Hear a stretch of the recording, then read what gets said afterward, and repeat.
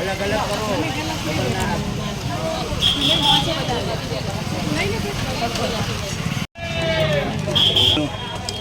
हाँ दीपो में आवो જોઈએ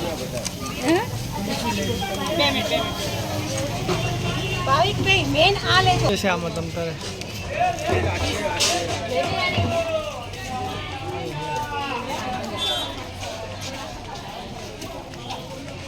हाँ भाई भी रेडी रेडी रेडी जय बापू रेडी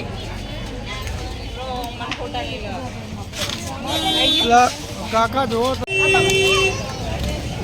લાસ્ટ આડા બટા નીકળ્યા અભી તમે ઉભો